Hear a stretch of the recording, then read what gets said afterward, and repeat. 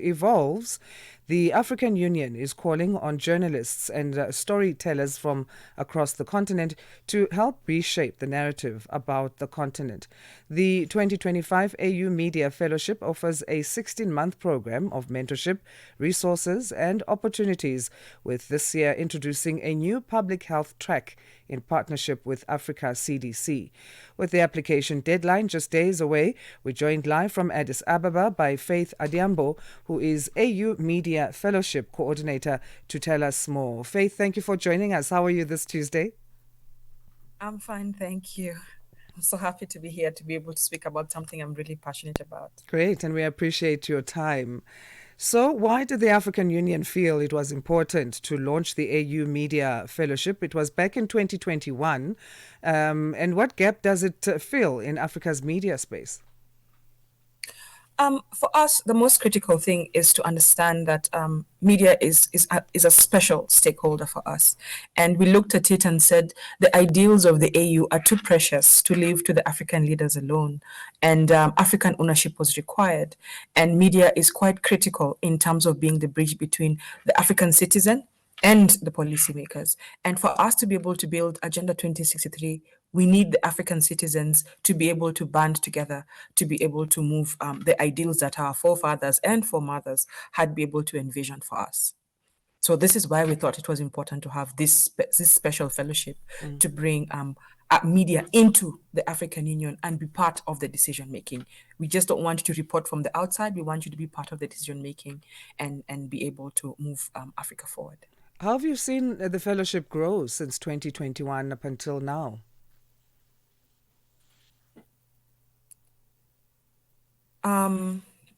What has happened so far is that we have had 35 African journalists, and what I'm really proud about is the growth and the Pan-African engagement that we have had within the Media Fellows. So we've had journalists from Uganda and Cote d'Ivoire collaborating together.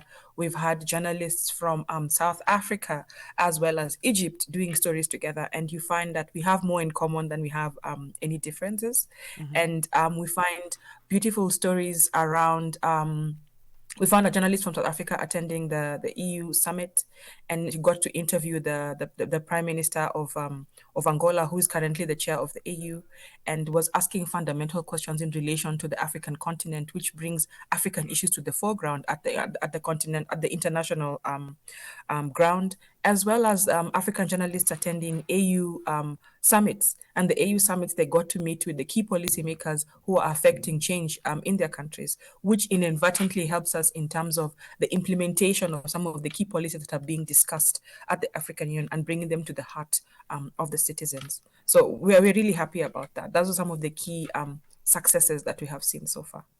The fellowship aims to counter the dominance of non-African outlets or voices when it comes to telling Africa's stories. So what is the AU's vision for promoting these authentic African storytelling voices by Africans themselves?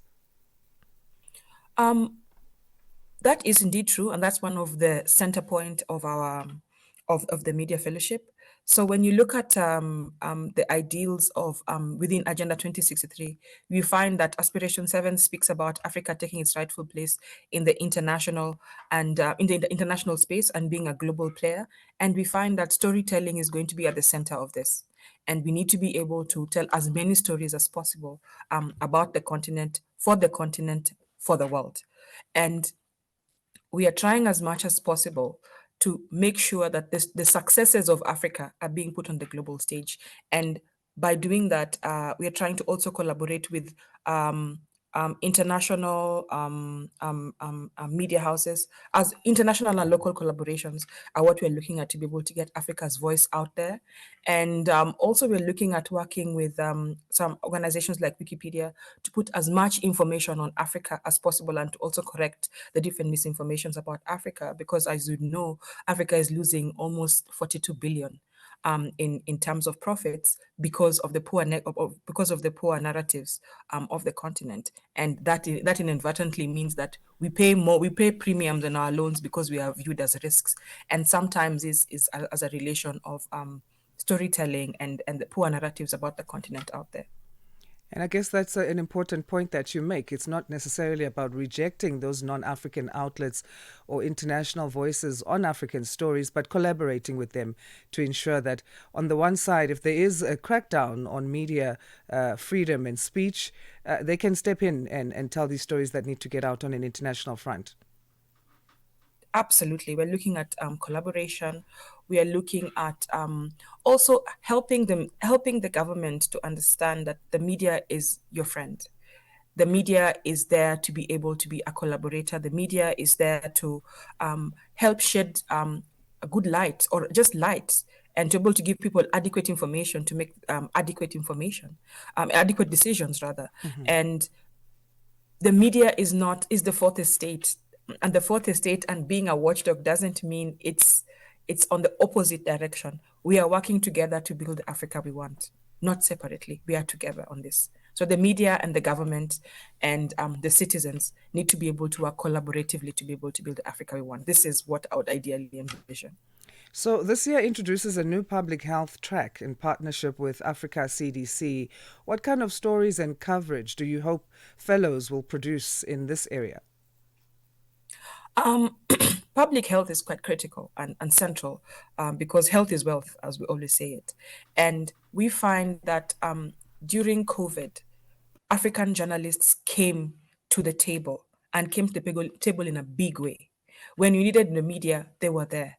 And we want to be able to empower journalists to tell public health stories of how Africa is pushing forward its public health sovereignty, I would say, and looking at the fact that Africa is a big player in its personal, it has a big stake in the in our health stories, and we want African journalists to be able to showcase how Africa is moving forward in terms of manufacturing. Africa is moving forward in terms of safeguarding the public health of the continent.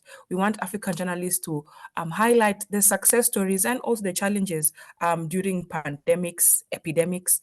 And we want journalists to also tell stories of how Africa is moving forward to be able to safeguard the continent from future pandemics, epidemics, and things like this. And also share the story of the fact that Africa does have the expertise to be able to safeguard its citizens.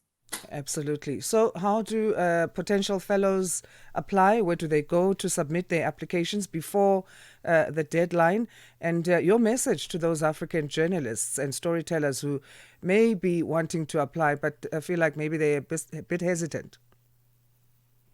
For African journalists who want to apply and a bit hesitant, I would say you have a story, and only you are able to tell that story to be able to help build the Africa we want. And for those people who feel like, how do I explain it? For those people who feel like they are feeling a bit intimidated, is you have a story that I'm not able to tell from my community. You know your community best.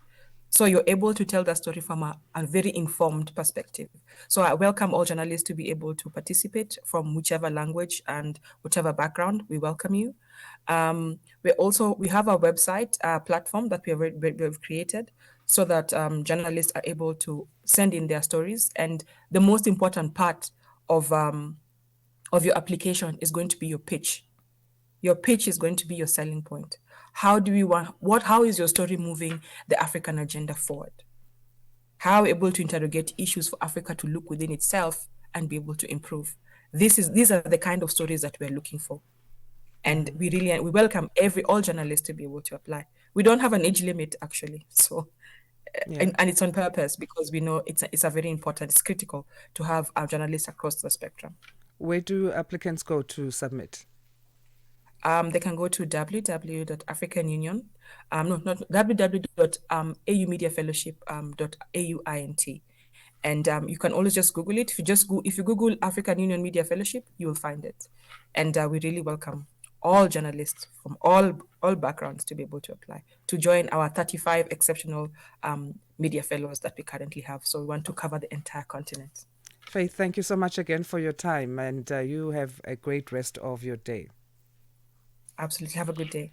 Thank you. Faith Adhiambo is coordinator of the 2025 AU Media Fellowship, joining us live from Addis Ababa. Go and apply on that. Just be a curious person. That's where journalism starts. That's the starting point. If you're curious about what's happening in and around your world, you definitely can. Don't hesitate.